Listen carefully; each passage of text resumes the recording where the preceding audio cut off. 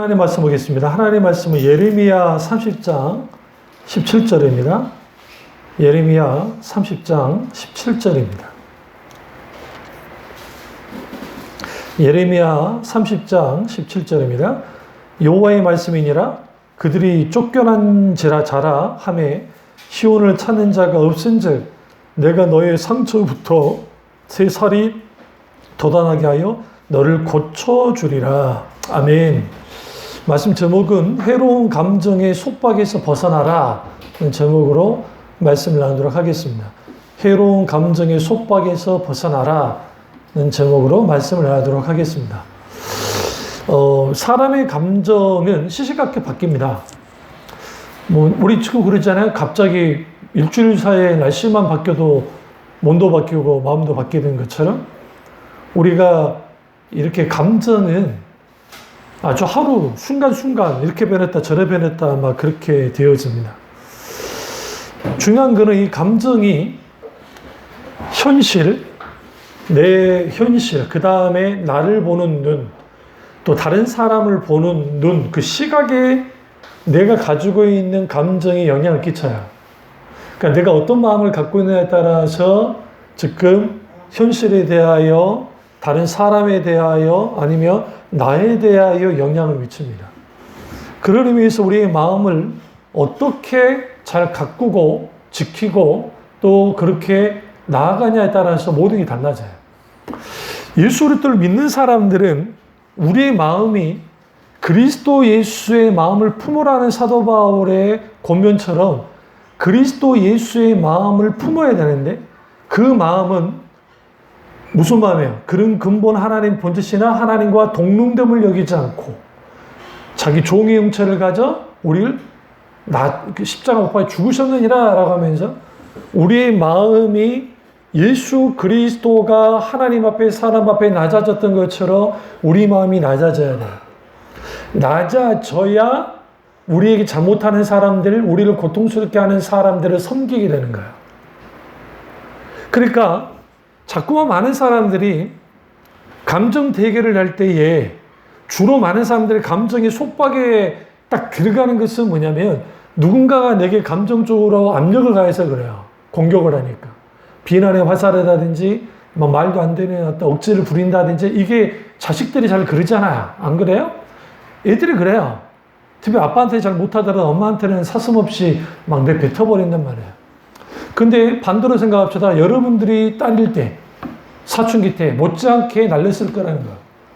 자신있게 나는 아닙니다 라는 사람 별로 없어요. 그때는 왜 그러냐면 내 엄마가 혹은 내 아빠가 상처받을 거라고 생각지 않아서 그래요. 그리고 무슨 말을 해도 받아줄 거라는 생각을 해서 그래요. 그게 아니라고 한다면 그런 말을 던질 수는 없지. 왜 나를 태어나게 했어? 그럴 수는 없지. 그러니까 그런 말을 해요. 그러면 왜 그러느냐? 이미 감정이 상해있기 때문에 그 상한 그 마음을 딱 속박하면 속박한 대로 무너지는 거예요. 그러니까 오늘 예레미야가 그 말 하는 거죠. 이스라엘 백성들이 이제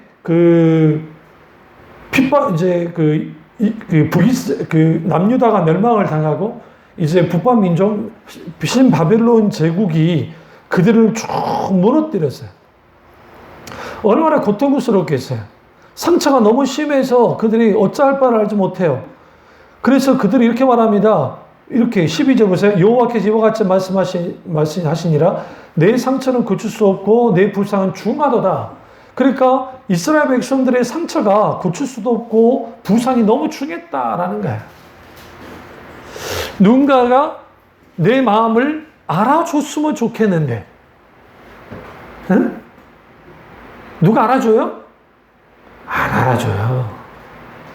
다음 주 오전 설교에 이제 우는 자가 복이 있다라고 하는 걸 이제 할 텐데 내 슬픔의 감정을 내 가족이 아니면 내 친한 친구가 내 남편이 아내가 아니면 내 자식이 알아주느냐? 안 알아줘요. 아니 공감은 해줘야 공감과 알아주는 건 달라요. 알아주는 것은 뭐까지 가는 거냐면 그 사람의 아픔까지 같이 들어가 주는 거예요. 근데 그럴 수 있는 존재는 하나님에는 없어요. 하나님만이 그 멍든 마음에 같이 알아주시면서, 알아준다는 것은 하나님이 같이 그 고통을 같이 겪으시면서 우리 고통 가운데 딱 들어와요. 그러시면서 우리의 이 슬픔, 이 고통, 이 아픔 속에 하나님께 같이 울어주시면서 우리에게 뭐냐? 위로해 주는 거야. 딱 던지는 거예요. 아프니? 얼마나 아팠어? 응? 그러니까 아프니? 얼마나 아팠어? 아팠어요. 그런 거예요. 하나님께. 애가 돼야 돼요. 우리 마음이 하나님께로부터 그 치유를 받고 하게 되어지려면 우리는 하나님 앞에 어린아이처럼 가서 그 앞에서 울든지 아니면 내 마음을 토로하든지 해야 돼요. 모세, 엘리야 보세요. 엘리야는 그 위대한 선지자의 모습이 아니에요. 로덴나무 밑에 있는 엘리야. 애가 땡깡 보듯이 그러고 있어요. 죽여주세요. 죽여줘. 하나님 죽여줘요. 막 그러고 있어요. 그러니까 하나님은 그런 자들에게 찾아오시고 그 상처난 마음을 주님 아세요. 그렇기 때문에 내버려 두진 않고 들어오시는데 그러려면 해로운 감정의 속박으로부터 벗어나야 되는데 많은 사람들이 자기 해로운 감정을 끌어안고 살아요. 어떻게 끌어안고 사냐면 과거의 상처와 비슷한 일들을 계속 반복적으로 일어나니까 그래요. 지겨운 거야. 성질 나는 거야. 이유는 분명해. 그 인간, 그 환경, 그 상황. 나같이 선한 존재는 없어. 순간 나도 우울해. 그러나 네가 한 것에 비해서는 별게 아니잖아. 근데 이제 그런 마음의 위안을 나를 향해서 변호사를 작동을 하지 상대방을 향해서 변호사를 작동하지는 않거든요. 이제 여기에서 이제 우리가 함정에 빠져요. 어떤 함정에 빠지냐면 자기 감정에 충실하게 되는 거야. 자기 감정에 충실한 것 자체는 나쁜 건 아니에요. 그런데 그 자체가 내게 변호사가 되어지면 나는 늘 억울한 사람인 거야. 나 이런 상황 아니면 나는 괜찮은 사람인데 저게 나를 건든단 말이죠. 그게 나를 건드려서 나를 갖다 이렇게 한 번씩 확 들어엎어. 그러니까 성경에 뭐라고 해요? 사탄이 분내는 그 순간에 타고든다잖아. 그래서 너희가 분을 내어도 죄를 짓지 말란 말은 무슨 말이냐면 분을 낼 때에 원수가 파고들어요. 어떻게? 정죄하면서 거봐 저는 나쁜 놈이지? 저 말도 안 되지? 그렇게 하는 거죠. 그 말도 안 되는 것으로 또 막 하는 경우가 있거든요. 그랬을 경우에 우리는 어떻게 해야만 하는가? 그때가 저렇게 뭐냐면 불쌍히 여겨야 돼요. 그러니까 우리가 이렇게 기도해야 돼요. 하나님, 저 영혼을 불쌍히 여기는 마음을 달라는 거예요. 보십시다. 하나님이 나를 딱, 안수국이라는 나를 딱 봤을 때, 여러분이라는 사람을 딱 봤을 때, 그밖에 없어. 우리 기준으로 따지면. 죽여도 한 1,000만 명 죽였을 거예요. 우리 기준으로 따지면. 근데 하나님은 어떻게 다가오냐면, 알아. 네가 그런 종자인 거. 안다니까. 알아. 근데 안으시면서 뭐예요? 품어요. 야곱과 같은 종자를 품으셨어요, 하나님이. 저 인간적으로 에서가 낫습니까? 야곱이 낫습니까? 인간적으로. 에서가 훨씬 멋있는 사람이에요. 외향적인 사람이고, 사냥도 하고, 자기 집을 다 완벽하게 지키는 사람이에요. 물론 이제 결정적인 거, 하나님 신앙이 없다는 게 문제지. 인간적으로 봤을 때는. 근데 흠도 많고 탈도 많고 거짓말도 잘하고 속이기도 하고 욕심은 또 말할 것도 없이 많고 그런 야곱을 하나님이 품으시는 과정을 볼 필요가 있어요. 해로운 감정의 속박은 내 마음의 상처나 고통이나 아니면 이러한 그 아픔이 있어서 그러는 것인데 그 아픔을 겪는 거는 내가 분명히 피해본 건 사실이에요.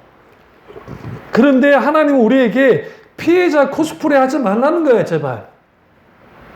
니네만 당했니? 나도 당했어. 니네만 당했니? 내 아들 예수도 당했단 말이야. 니네만 당했니? 사도들 다 당했어. 그거 어떻게?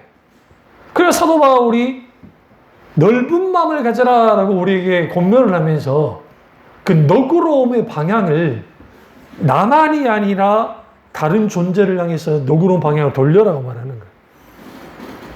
근데 이 상황이 오늘 예레미야서의 이 예레미야를 통해서 도저히 하나님이 용서할 수 없고 도저히 정말 품을 수 없는 이스라엘 백성들을 향해서 남유다 백성들을 향해서 이 상처가 너무 심각해 고칠 수도 없고 부상이 너무 중대한데 하나님께서 내가 너의 상처로부터 새살이 돋아나게 하여 너를 고쳐줄게라고 말씀하고 계시다. 이게 무슨 일이에요? 갑자기 하나님께서 야, 너 너무 상처 고칠 수 없고 내 부상이 너무 중하다 라고 하시면서 왜 그러냐고요. 우리가 그런 종자인 걸 알아요. 성경을 보시면 하나님께서 노아의 홍수를 내기 전에 심판을 결정하실 때 하나님이 뭐라고 그랬어요? 성경을 자세히 보시면 그 의인 노아 외에 세상의 죄가 가득한 것을 보고 한탄하셨다고 성경은 말하고 있어요. 한탄. 그러면서 뭘 결정해요? 심판을 결정을 해요. 찾아볼까? 찾으면 시간 많이 가니까 어쨌든 결정을 해요. 그리고 하나님이 심판을 내려요. 그 다음에 무지개 언약을 해요. 근데 갑자기 하나님이 이렇게 말해요. 본시 인간이 악함을 알기에, 그러니까 오천할 때부터 악함을 알기에 다시는 물로 심판하지 않겠다고 주님 말해요. 이상해요. 인간이 악하기 때문에 심판한다는 때는 언제고 갑자기 하나님이 본시 인간이 악하니까 다시는 이제 내가 물로는 심판하지 않을 거라고 주님 말씀하세요. 누가 바뀐 거예요? 하나님이. 하나님이 막 변덕이라 그런 게 아니에요. 그게 아니라 하나님이 우리를 품으시고 너그럽게 주님이 품으시면서 우리를 어떻게 끌어안아서 회복시켜 주려고. 그래서 주님이 뭐 하시느냐? 심판하지 않는 거예요. 만약에 그러지 않았다고 한다면 이 바벨성과 바벨탑을 딱 쌓았을 때 그 높이가 많은 신학자들이 한 80m 정도 될 거라 봐요. 우리는 오늘날에는 80m 뭐 별거 아니지, 솔직히요. 워낙 건축 기술을 갖춰내서. 그러나 고대 시대에 그것도 벽돌로 쌓아가지고 80m를 올렸다는 것은 이건 어마어마한 높이인 거예요. 그러면 하나님이 심판해야 되잖아요. 옛날 같으면. 아주 그냥 깨부셔버려야 돼. 그거 별거 아니에요. 벼락으로 그냥 계속 쳐버리면 돼. 지진 한번 내버리면 그냥 끝장이 나버리잖아요. 근데 하나님이 딱 찾아와서 딱 그러니까 성경에 보시면 하나님이 내려오서 보신다는 장면이 아담과 하와를 만나는 장면, 거니시더라라는 표현 속에서 같이 거냈다는 표현, 그 전에도 하나님 있지만, 그러나 실제로 주님이 이렇게 딱 내려오는 장면이 딱 내려오세요. 근데 이게 왜 중요한 줄 아세요? 그들이 하늘 높이 쌓자 그랬어요. 하나님이 계신 하늘 높이 쌓자고 그랬는데, 하나님이 하늘에서 내려와. 이 말은 무슨 말이냐면, 택 떠오르는 거예요. 하나님이 계신 곳까지 쌓으려면 그 자체가 불가능한 거예요. 하늘에 하나님께 접근할 수 없는데 인간에 접근하여 드려요. 어떻게든 하나님 높이까지 가야지. 그게 오늘날의 타락한 과학이고, 좋은 과학도 있지만 잘못된 어떤 과학 만능주의 그런 것이고. 그러니까 그렇게 되어질 때 하나님이 내려오셔서 보면서 뭐예요? 그냥 언어를 혼자 시켜버린 거예요. 그럼 그들의 문제는 뭐였어요? 주님이 흩어져라 했는데, 생육과의 번성의 땅이 충만하고 있는데 흩어짐을 면하고, 그리고 뭐야? 하나님, 자기의 이름을 내자 그랬어요. 자기의 이름을 내자. 자기의 이름을 낸다는 것은 자기들이 이제 하나님처럼 되고자 하는, 하나님 없이 살고자 하는 것을 바벨탑 사건 속에서 일어나고 있는 거예요. 그러면서 인간이 거기서부터 뭐 하기 시작하냐면 약육강식의 소위 크고 강하고 하는 것을 추구하는 게 오늘날의 문명이에요. 그렇다고 한다면 오늘 우리가 상처를 받습니다. 그 상처가 어떤 것인지, 얼마나 깊은지, 그것이 중요하긴 해요. 그러나 근본적인 치유는 오늘 하나님께서 예레미야를 통해서 유다의 현재 모습을 적나라하게 보여줘요. 그러면서 하나님께서 우리 속에 뭘 딱 들여다 보여주냐면 내가 너를 용서한 만큼 너도 용서해야만 해 라고 말하는 거야. 그게 예수님께서 상상선에서 드러내고 있는 거야. 이게 어려운 거야. 너무너무 어려운 거야. 어떻게 원수를 사랑합니까?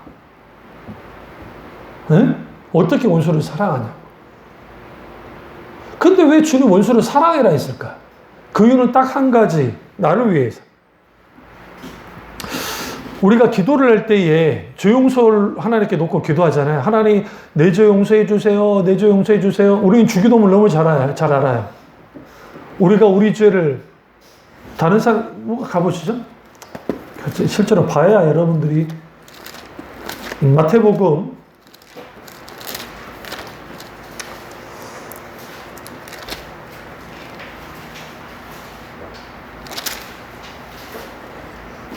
주기도문 자문의 6장 12절 우리가 우리에게 죄의 전자를 사하여 준 것 같이 우리 죄를 사하여 주셨고, 이 기도가 왜 중요하냐면 덮어놓고 회개기도 한다고 용서받는 게 아니에요. 다른 사람의 죄를 용서한 것 같이 전제 조건이 있어요. 내가 용서하지 못했던 사람을 향해 용서해야 해요. 그래야 죄 용서가 되어지는 거예요. 그러니까 우리는 내가 누군가에게 잘못을 해서 하나님 용서해 주세요, 용서해 주세요 했어요. 근데 잘못했으면 그 사람에게 용서를 빌어야 돼요. 하나님과 나 사이에 죄 용서 관계가 해결됐다고 그 사람과의 관계가 해결되는 게 아니에요. 하나님은 어떻게 보냐면 다른 사람과의 관계는 하나님과 관계로 연결이 되어 있어요. 따로 있다고 생각하면 착각이에요. 에? 신앙은 구약부터 신약까지 우리과 마찬가지예요. 언약 공동체로 내려와요. 교회마다 개교회가 있지만 그들은 다 개교회, 지교회식으로 개교회로 있지만 그러나 이 모든 것은 하나의 교회예요. 예수 그리스도의 피값으로 사실. 그렇기 때문에 내가 신앙생활을 해나갈 때 성경을 자세히 보시면 이상하잖아요. 아간이라는 개인이 죄를 졌는데 왜 이스라엘 전체가 하나님의 분노와 핍박, 주님께서 치시냐고요. 다윗이 인구조사에 있는데 다윗이 한 거잖아요. 근데 왜 이스라엘 백성이 하나님이 치시냐고요. 그것은 언약 공동체이기 때문에 그래요.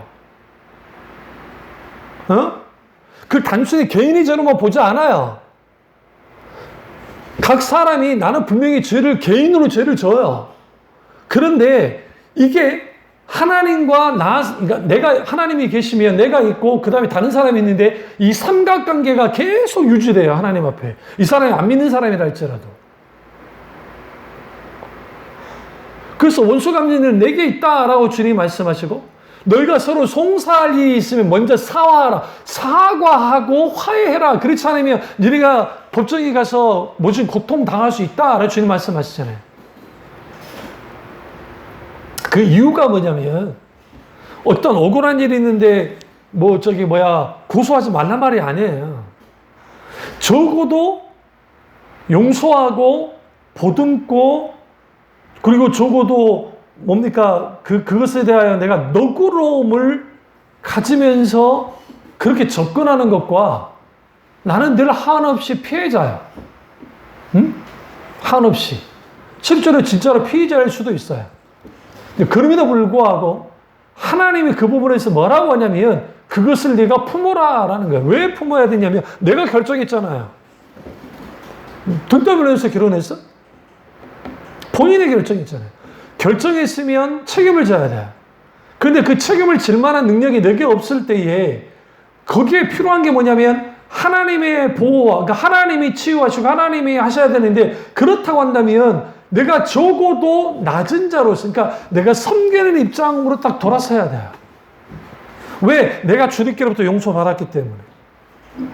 그리고 그 용서받음을 누구에게? 다른 사람을 용서하는 것이죠. 그리고 그 용서함이 내 죄, 내 죄까지도 주님 용서해 주십시오. 이게 누가 말씀했어요? 예수님이 그랬다. 예수님. 그래서 해로운 감정의 속박에서부터 벗어난다 말은 무슨 말이냐면 우리가 이제 우리의 본래의 마음으로 회복되어지고 돌아가는 거예요. 근데 문제는 뭐냐면 많은 사람들이 그런 상황이 벌어지면 딱 놔버려요. 지져라. 지져. 그래. 얘는 원래 그런 인간이니까. 또 짖는다. 그래. 그래. 그게 하나님 앞에 어떤 모습이냐면 아주 저주로 퍼붓는 거야. 우리 생각에는 부딪히지 않으니까 별 문제는 없는데 내 감정 속에는 계속적으로 칼 아닌 칼을 다 품고 있어요. 칼을 품고 있다. 다만 적절한 때가 되지 않은 거야. 너의 힘이 빠질 때 두고 봐라. 쟤를 밟는다. 그런 거지. 그 대부분 아줌마들이 그 말 하잖아요. 이 남편 이것들 이제 손에 숟가락들 힘만 없어봐. 얘는 그냥 가는 거야. 밥 해줄 것 같아? 안 해. 해 처먹어봐. 힘들지. 그때를 기다리면서. 그래, 그때까지 기다리는데 덜컥 죽어버리네? 그게 우리 어머니잖아요. 그러니까 여러분 우리가 그런 상황. 그러니까 이거예요. 그러니까 우리 속에는 한을 품고 사는 거야.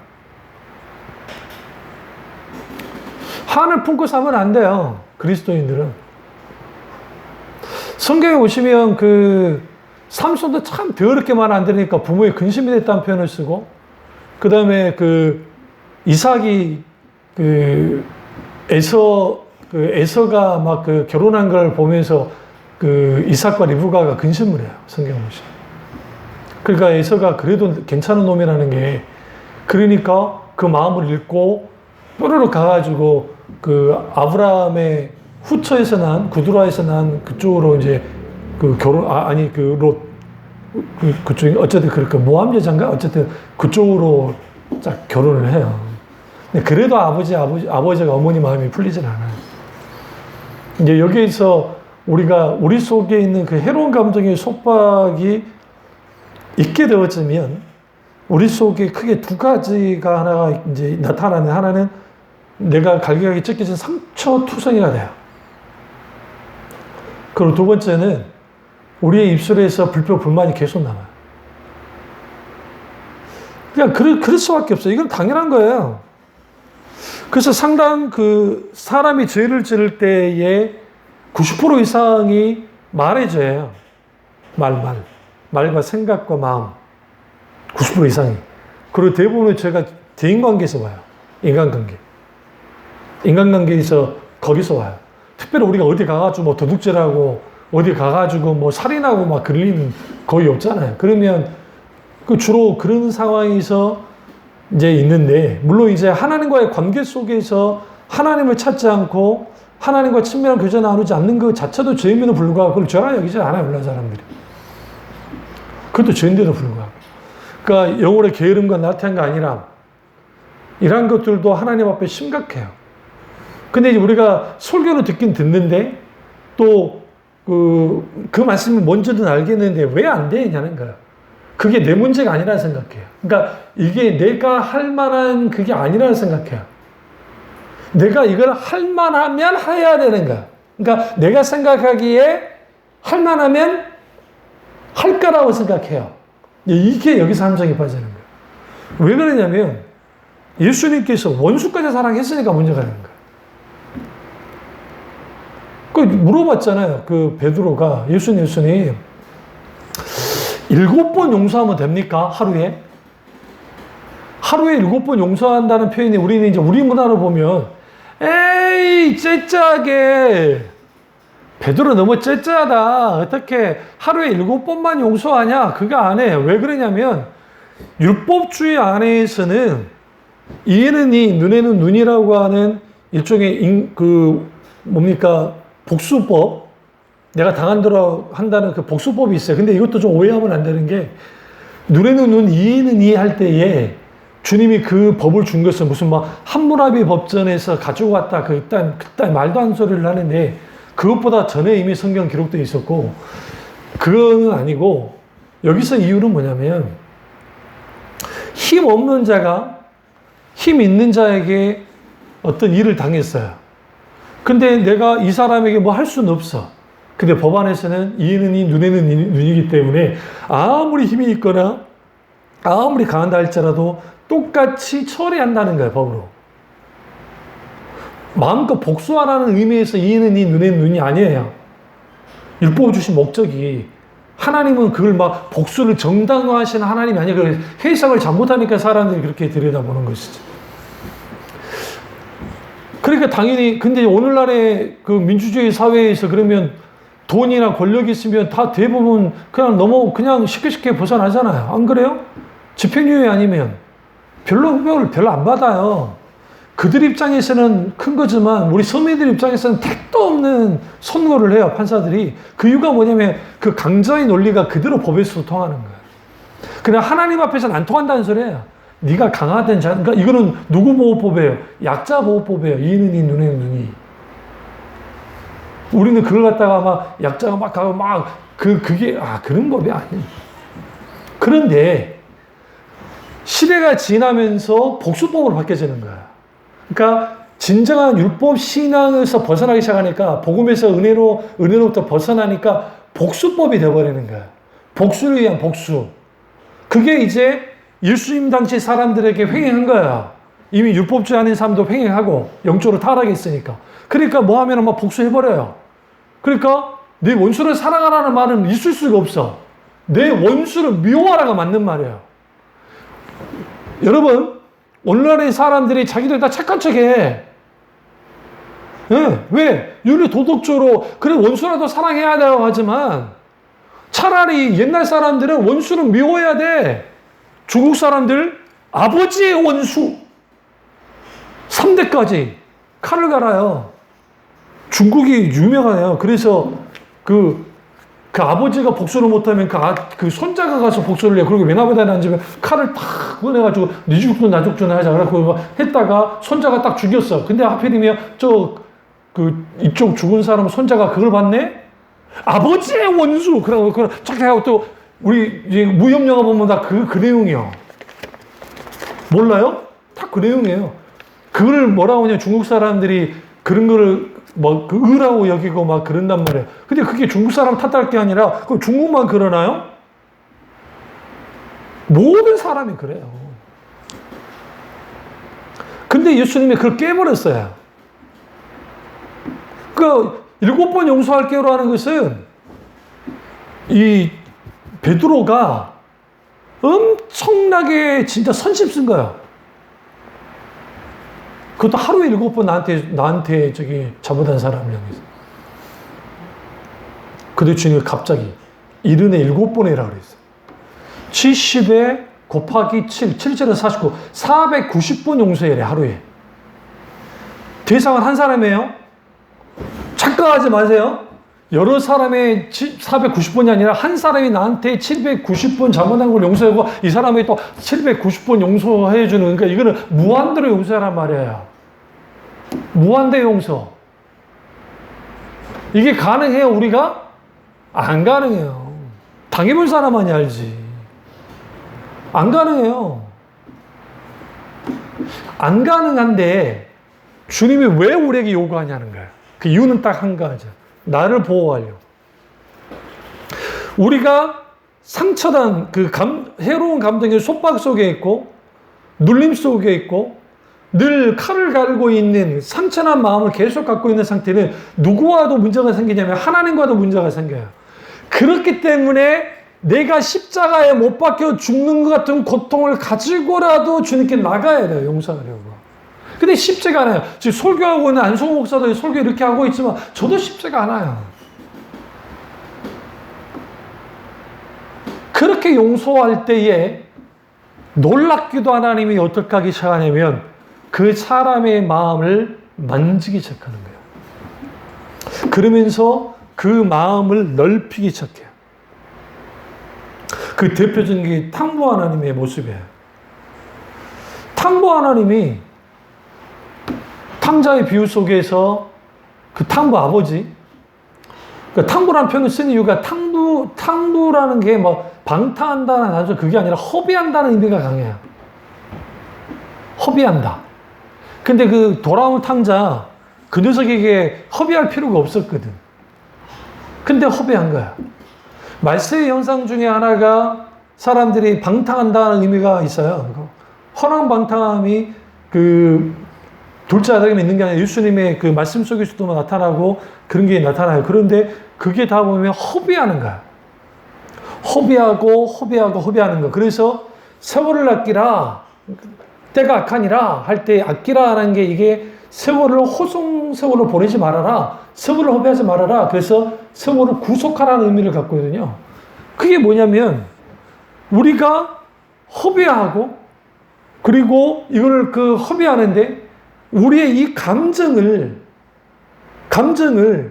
여기에다가 허비를 내버리면 오늘 하루하루의 우리의 삶, 하나님이 주신 이 삶 속에서 이 삶에 지금 정말 갈등과 그리고 그 아픔과 눌림과 분노와 성질남과 짜증스러움과 이러한 것들을 가지면서 살아간다고요. 그러면서 허비해버리는 거예요.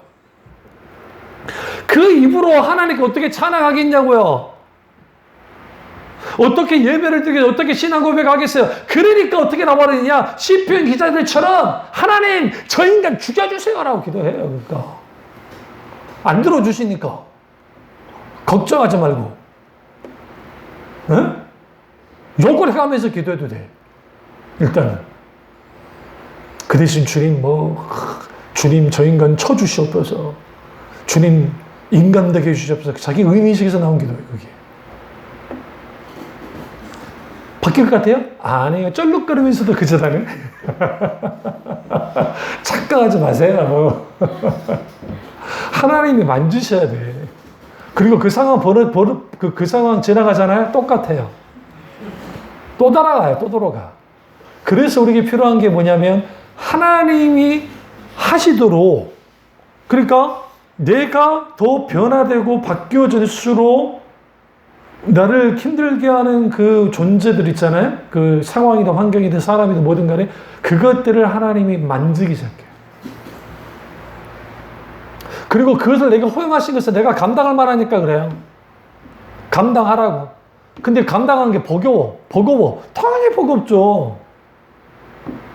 죄송한데 처먹지는 않는데 우리 애들요? 안 들어먹어요. 컸다고. 저요? 안 들어먹었지. 지금은 들어먹어요. 납작 엎드려서 영어 전화할 때 뭔만 해도 예.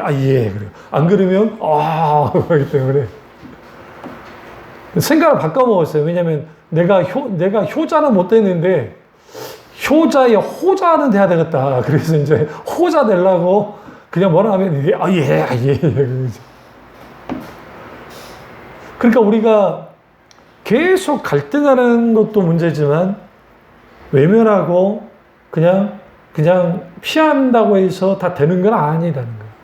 그렇다고 한다면 하나님께 주님, 내가 저 영혼을 불쌍히 여기는 마음을 달라고 기도를 하셔야 되고, 또 하나는 이제는 결단을 해서 내 하루하루의 이 감정, 이 쓰레기 같은 감정을 가지고 살아가지 아니하리라는 이 결단을 하셔야 돼요. 그리고 하나님 앞에 내어드리면서 하루하루 하나님 앞에 어떻게 그러한 일들이, 그러한 문제가 생겼을 때에 하나님께 계속 가지고 나아가는 거예요. 왜? 저 친구가 저 사람한 것은 상처를 많이 받은 상태니까 그런 거예요. 하나님, 내 상처뿐만 아니라 저 영혼 상처도 치료해 주옵소서라 기도하셔야 돼요. 대부분이 성격상 문제가 있는 사람들의 특징들은 다 상처를 갖고 있어요. 근데 그 상처를 누가 제일 같이 봐요?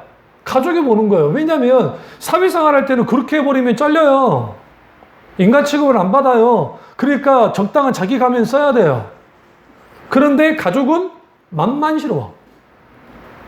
그러니까 그러잖아요. 엄마들이 막 애들, 야!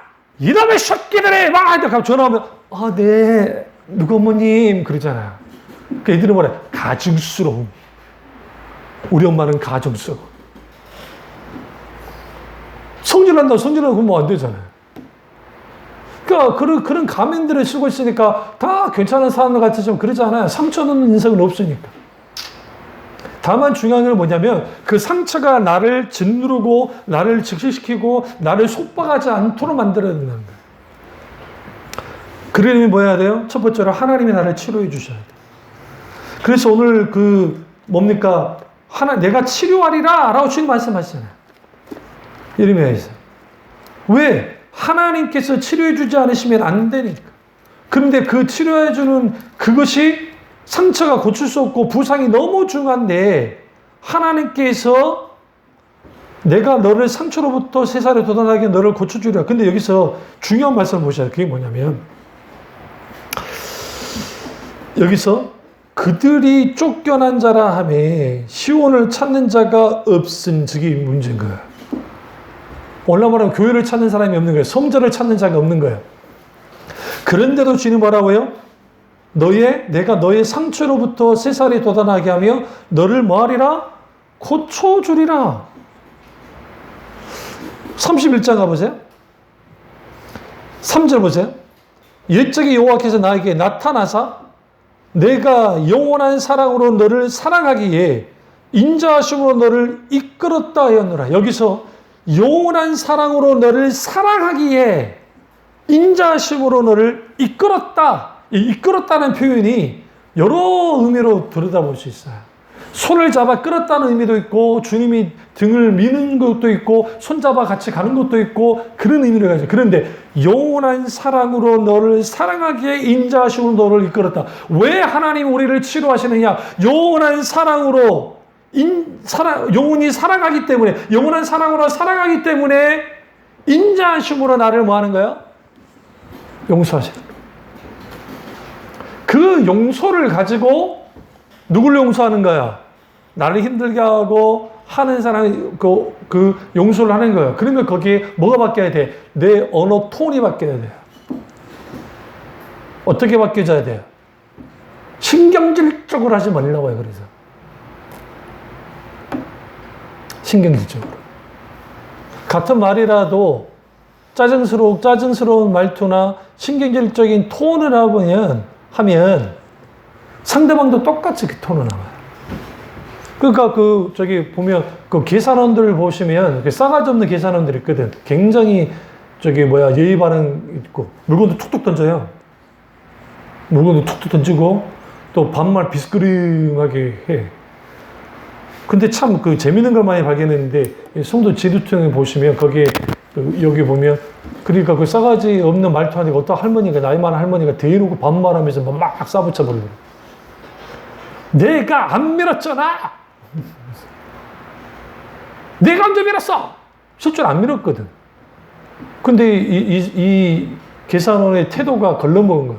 이러죠. 어머니 미치면 안 돼요. 그러면 내가 안 밀었어. 그러고 끝나는 건데 막 지시하듯이 막 해요. 근데 하지만 할머니 만만치 않아. 그러고 끝나진 않아. 그리고 이제 자기 딱 계속 내가 안 밀었어. 아무 말도 못하고. 왜? 그 직원이 만약에 뭐라고 그 언성이 부탁이 됐을 때 불이익이 본인한테 갈 걸 아니까. 그러니까 꾹 참는 거지. 그러면 이제 그 계산은 자기가 당했다 생각할지 모르는데 상자에 내가 딱 눈으로 봤을 때는 이 할머니가 억울한 거야. 물론 이제 이 할머니가 왜 저렇게 과하게 할 필요까지는 없었는데 왜 그랬을까? 그 사람은 상처가 있는 사람이에요. 아니면 여러 번 당했거나. 그리고 이 싸가지 없는 것들을 많이 봤으니까 이것들은 잘해줄 필요가 없다 생각하고 보복을 한 거지. 그것도 옳은 건 아니지만. 근데 여기에서 우리 속에는 보복 심리, 그게 발동을 해요. 발동을. 상대가 강하면 일단 참아. 근데 네 힘 빠질 때가 기다리겠다라고 하는 이 무시무시한 이 아줌마들의 대단한 인내력. 근데 그러다가 우리가 어떻게 돼요? 속이 문드러져. 응? 그러니까 갱년기 오면 이제 이런 폭발하고 나이 더 들면 더 이제 애처로워지고 힘들어지고 막 그래져 버리는 말이에요. 그러니까 우리 여기에서 분명하게 하나님이 우리에게 하고자 하는 게 뭐냐면 이러한 이 해로운 감정의 속박이 있을 때에 하나님께서 우리에게 알도록 하는 거예요. 네가 어떤 상처에 어떻게 어느 정도 상처를 입었는지를 분명하게 알게 해요. 왜 상처가 생겼는 것까지도 주님이 보고 알도록 만드신단 말이에요. 아니 모르겠으면 구해야 돼. 알게 해달라. 그리고 그 상처가 내가 뭐 돌을 많이 닦고 뭐 저기 막 소위 그 뭡니까 가만히 명상하면은 그게 사라지냐 그렇지 않아요. 이번에 뭐 강남 한복판에서 스님이 막 팼잖아요. 몰라요? 그 대모하는 사람 잡아다가 막 옆차기 하고 날라차기 차고 경찰에 왔는데도 팼다고요. 그럼 그 스님이 물론 이제 그 뭐 참선하는 막 그게 부족해서 그럴 수도 있겠지만 어쨌든 두 이야기를 다 들어봐야 돼. 근데 참다가 본인 기준에서는 열받으니까 막 해버린 거. 그 조계사 스님이에요, 그분이. 또 조계사 스님들 자기들끼리 종단할 때 강목 들고 막 서로 막 때리고 그러잖아요. 그게 한계예요. 그러면 뭐 교회는 안 그럽니까? 아, 교회도 그래요. 교회 안에 목사들도 참 말도 안 되는 경우가 많이 일어나요. 그러니까 그러한 것들이 왜 일어나냐면 결국은 사람의 감정의 문제, 마음의 문제, 이 문제는 내버려 놔두면 병들어요. 고착해 되고 굳어져. 이게 누구와 문제가 되면 하나님과 문제가 된다고요. 이게 문제인 거예요. 그리고 예전에 그 새물교회 선교회 그 어떤 사모님이 목사님이라고 오셨는데 늘 허리가 아픈 거예요. 근데 아무리 정밀검사를 해도 디스크도 아니고 뭐도 아니고 근데 허리는 죽을 만큼 아파서 누워서 잘 수도 없고 하는 거예요. 그래서 이제 기도 사역을 하는데 갑자기 그때 여유 목사님 그랬는가? 그 관계에 문제가 있으십니까? 그래서 그 누군가를 용서하지 않은 것 같은 그런 감동이 있는데 가만히 생각해 보니까 예전에 뭐 오래된 일이지만 그때는 자기는 용서한다고 생각해 용서하지 않았다는 그런 감동이 온 거예요. 그래서 하나님 앞에 울면서 이제 주님 용서합니다 하면서 막 기도를 하는데 갑자기 그 기도하는 속에서 여기서 뭐가 시원함이 느껴지더니 쫙 하더니 팍 풀려버리는 거예요. 이건 현대의학으로도 이거는 무슨 저기 해결할 수가 없죠. 왜? 관계의 문제가 우리 허리 아프거나 막 이 관절 아픈 거에도 영향을 준다.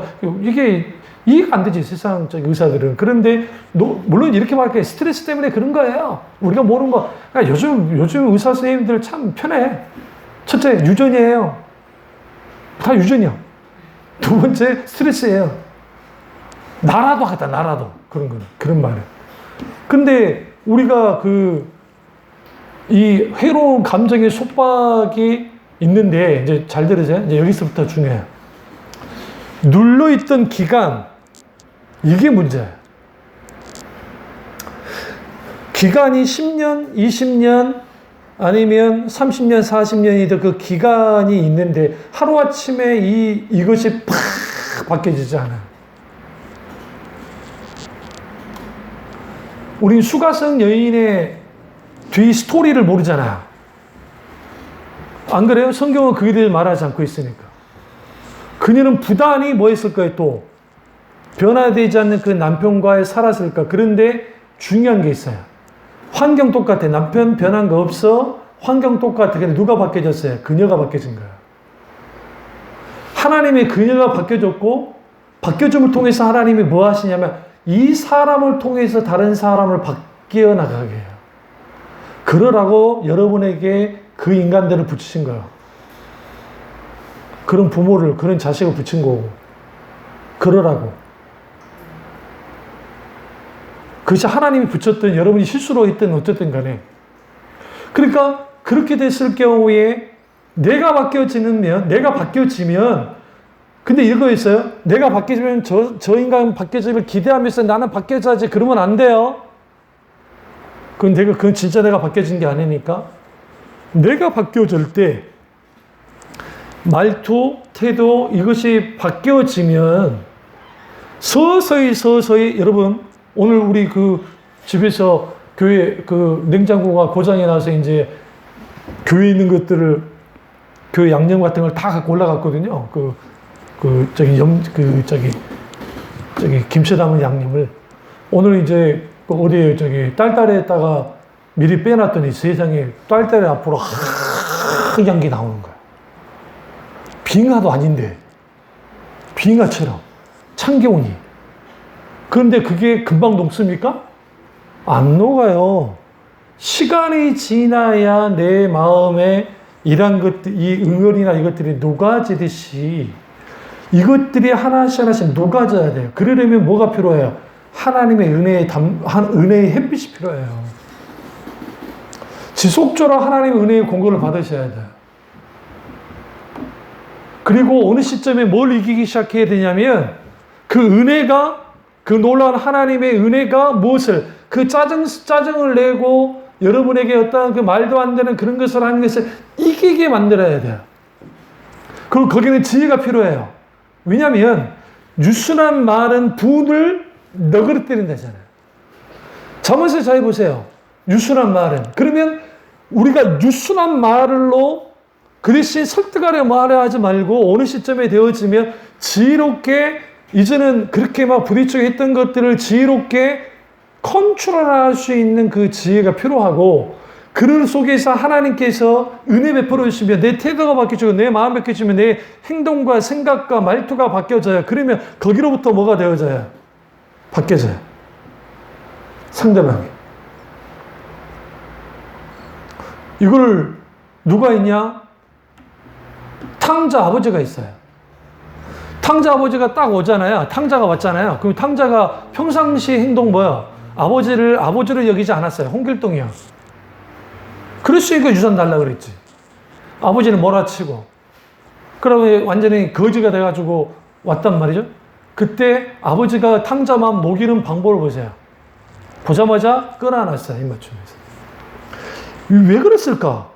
거기에 막 돼지를 쳤으니까 돼지 냄새 나고 뭐 난리가 났을 텐데 끌어안고 입 맞췄다고요. 그리고 난 다음에 뭐예요? 데리고 들어갔어요. 도문 밖에서 집으로 데리고 들어갔어요. 그리고 목욕시키고 옷 갈아입히고 가락지 끼우고 신발 신기고 그 다음에 잔치를 보세요. 그러니까 이 일련의 그 과정을 보시면 아버지가 얼마나 주도 면밀하게 그 아들을 회복시킨지를 봐요. 그러면 여기서 우리는 알아야 돼요. 우리가 왜 너그러워야 되고 왜 우리가 상대방을 이렇게 용서해야 되느냐? 그 사람을 녹이기 위해서 그래요. 그 사람을 녹여서, 그 나를 힘들게 녹여서 하나님의 자녀로, 하나님이 사랑스러운 자녀로 어떻게 세우도록 하기 위해서 그러는 거예요. 왜 우리가 용서해야 되느냐? 세우려고. 누구를? 우리의 주인은 그의 자식이든 그게 남편이든 아내이든 누구든 간에 세우려고. 부모이든 마찬가지고. 온전한 하나님의 사람으로 세워주려고. 그런 사명을 준 거예요, 우리에게. 사명. 근데 우리는 그걸 잊고 살아요. 그런 게 나하고는 관계없다고 생각해. 단순히 감정의 문제라고 생각하면 그러니까 그래요. 그래서 용서는 감정이 아니에요. 많은 사람이 착각하는 게 용서는 감정이 아니라 용서는 의지적 결단이에요. 의지적 결단을 하고 용서한다고 선언하고 선포해야 돼요. 그리고 난 다음에 감정은 어떻게 바뀌어지냐면 눈앞에 있으면 꼭지 돌아요. 똑같은 상황 되면 성질 나요. 그런데 여기에서 명심하십시오. 저 인간 안 돼. 저 인간 안 돼. 우리는 그렇게 평가해요. 근데 하나님 말하라 그래요. 너도 그랬어. 내가 포기하기 전까지는 너 그런 말 하면 안 돼. 어떤 사람이 변화된다 할 때에 변화될 것 같지 않는 사람이 변화되는 과정으로 가는 경우가 있어요. 정말로. 그런데 그걸 과정을 보시면 생채기를 해요. 그게 본인뿐만 아니라 여러 사람들이 같이. 근데 하나님은 끝까지 붙들어요.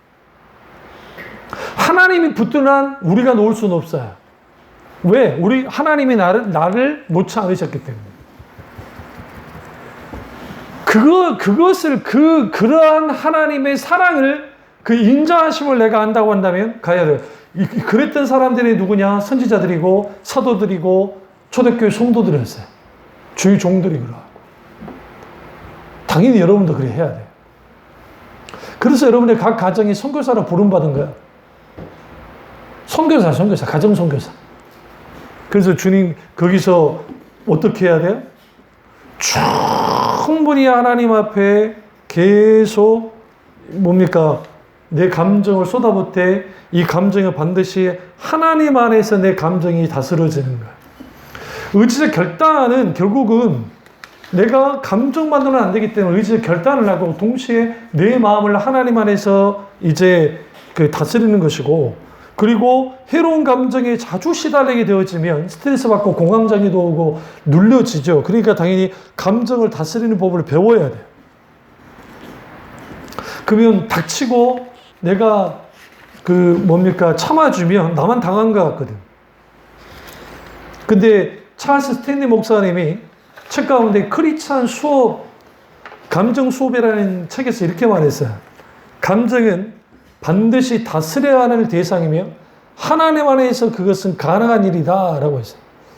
그러니까 이 부정적인 감정 중에서는 억울한 감정, 두려움의 감정, 무슨 분노, 막 그런 것들. 근데 이 감정은 모든 사람에게 있고 아담과 하와의 범죄 이래로 계속 이어지고 있어요. 그렇다 한다면 이 감정을 딱 가졌을 때 그 고통의 길로 쭉 가잖아요.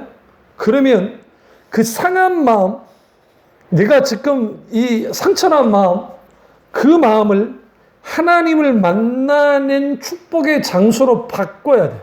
그래서 개인적으로 늘 그런 일이 벌어지면, 집에서나 어디나 벌어지면 하나님께로 가서 거기서 울든지 하나님을 찾든지 찬양을 듣든지 말씀을 듣든지 주님께 찾아서 계속적으로 기도해야 돼요.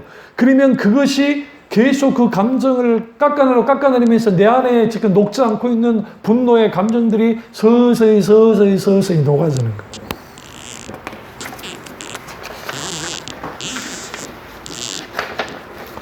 그래서 하나님이 우리에게 이 감정을 다스리라고 말씀하시는데, 그래서 무릇 지킬 만한 내 마음을 지켜라 생명의 근원이 이 사람이니라고 말씀했던 것처럼 마음을 지켜야 돼요. 근데 그 마음을 지킨다는 게 성을 지키듯이 지키라는 거예요. 성경이 보시면. 이 상황은 어떤 상황을 말하는 것이냐면, 지금 적이 공격하고 있는 거예요. 그것도 파상 공격, 마지막 총 공격. 내가 그걸 막고 있는 상황을 마음을 지키는 것에 잠언서 기자가 말하고 있어요. 그러니까 마음 지키는 게 얼마나 힘든지 아시겠죠? 왜? 지금 불화살을 쏘고, 독한 말에 불화살을 쏘고, 수많은 투석기를 막 날리고 대포를 쏴가면서 나를 막 공격을 한단 말이에요. 그러니까 거기에서 내가 막아야 돼. 무엇으로? 말씀의 검으로. 무엇으로? 믿음의 방패로. 막아야 돼. 근데 여기서 명심하세요. 거기에 독한 말들, 에? 여러분의 자존심을 막 하는 말들부터 시작해. 그건 진리가 아니기 때문에, 그럼 비난에 불과해요. 그 비난의 화살에 묶일 필요는 없어요. 다만, 기분 좋지 않죠? 성질 나죠? 그러니까 그것을 원수가 내 마음 속에 이렇게 자리 잡지 못하도록 내가 나사렛 예수를 명하노니 내가 이 마음이 막 소위 말하는 그 빙정상하게 하는 일련의 모든 것들은 깨뜨려 질주하다면서 소문하고 선포하셔야 돼요. 매일 순간순간. 그게 뻘짓이라고요? 그렇지 않아요. 그리고 우리가 무엇보다 중요한 이 말씀만 끝내겠으나마는, 그러면 구체적으로 그러면 어떻게 지금 이 해로운 마음의 감정, 이 속박으로 벗어날 수 있느냐? 첫째는 성령께서 사고방식을 바꿔주셔야 돼요. 생각을. 그러니까 두려움과 거절감, 원망, 죄책감, 좌절감 등 분노의 감정 마찬가지고. 성령께서 우리의 사고방식을 바꿔줄 때, 그래서 내 기준에서 보면 이게 화낼 일인데, 이제 상대방의 기준을 보면 좀 더 덜할 수도 있는 그런 지혜로움도 하나님께 구해야 되고, 인간에게서 가장 고통스럽게 하는 게 거절감과 원망과 죄책감과 절망인데, 이런 것들을 분별하고 성령께서 철저하게 내 마음을 지키시고 내 마음을 인도하시고 내게 주님이 주시는 그 마음을 품고 나가기나 기도해야 되고, 두 번째는 내 속에는 해로운 감정들을 보여달라고 기도해야 돼요. 저 구체적으로 어떤 해로운 감정인가? 어떤 게 있는가? 그래서 그것이 나를 계속 붙들고 있으며 그것을 통해서 우리는 반드시 하나님께로 가지고 나가야 돼요. 그리고 세 번째는 뭐냐면, 우리가 고통스러움 있잖아요. 그 고통스러운 상황, 그것으로 통해서 오히려 해로운 감정을 치료하시는 그 치료를 경험해야 돼요. 역설적이게도 내 마음이 아프고 힘들고 어려운데 그게 오히려 하나님께서 나를 만지시는 놀라운 은혜가 돼요. 왜? 내가 상한 심령이 되니까, 통해한 심령이 되니까, 찢겨진 심령이 되어 있기 때문에 거기에 하나님께로 가지고 나아가면 하나님이 그걸 통해서 치료하십니다. 그러면 그 치료하심 속에서 이제는 내 마음속에 뭐가 들어오냐면 의와 희락과 평강. 하나님 나라는 의와 희락과 평강이라 하잖아요. 의와 희락과 평강이 주어지고, 그리고 이 네 번째입니까? 네 번째로 해로운 감정을 다스릴 줄 알아야 돼요. 적은 첫 번째로 무조건 하나님 앞에 나가야 돼요. 즉시. 그리고 그 말을 들을 때 그 시점 있죠? 막 독한 말을 들을 때 하나님 나의 마음을 만져주세요. 속으로. 나를 불쌍히 여겨주세요. 내 마음을 지켜주세요. 두 번째 해로운 감정을 다스리는 또 다른 키워드, 작은 두 번째는 뭐냐면, 이 문제를 해결할 선택권이 나 자신에게 있다는 거예요.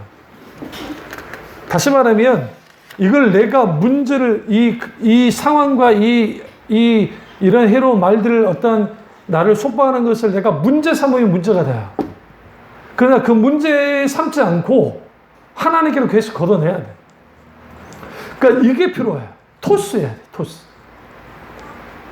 지랄 안에 토스. 연병 안에 토스. 지랄 연병 안에 토스. 그렇게 해야 돼. 그래야 거기에서 뭐가 되느냐? 여러분의 마음속에 사람이요, 그런 말을 들으면 계속 생각나고 떠오르고 막 그래요. 사회생활에도 마찬가지고. 그러면 그건 다 원수가 공격하는 것이고 내 마음이 상처받았으니까 주님께 가지고 나가면 돼요. 그러니까 하나님 나 그래요. 그래서 옛날에 분강사 목사님들이 그건 잘했지. 나 같은, 죄송해요, 니은의 년이 막 그런 노래 있어요. 주님 앞에 나왔지만 내가 울면서 하면서 다 이겨냅니다. 그러니까 주님의 십자가만이 그렇게 하는 거예요. 은혜만이. 그 말씀의 결론을 맺겠습니다. 그러면 내 감정이 때로는 상처받기도 하지만 또 좋은 감정도 갖기도 하잖아요. 그때 하나님이 원하는 건 뭘까? 내가 성질나고 힘들고 분노가 나서 그냥 불면의 밤을 보낼까? 그게 아니고 오히려 그것을 가지고 하나님과 교제하고 하나님 말씀에 붙들리고 성령의 역사 안에 들어가야 되고, 그리고 누군가를 원망하거나 불평하는 마음을 이제는 그것을 가지고 하나님께로 끌고 나아가서 하나님 이 모든 것도 아시지요? 하면서 기도로 계속 하나님께 가지고 갈 때, 이제 다음 주에 우는 자가 행복하다는 말씀처럼 내가 그렇게 하나님께 우는 만큼, 우는 크기만큼 하나님의 위로가 있어요. 그리고 그 위로는 여러분이 생각지도 못하는 위로를 하나님 하기 시작해요. 그래서 그 위로가 뭘 이기게 하기 시작하냐면 내 속에 있는 해로운 감정의 속박들 이기기 시작하면서 눈독듯이 서서히 녹아들기 시작합니다.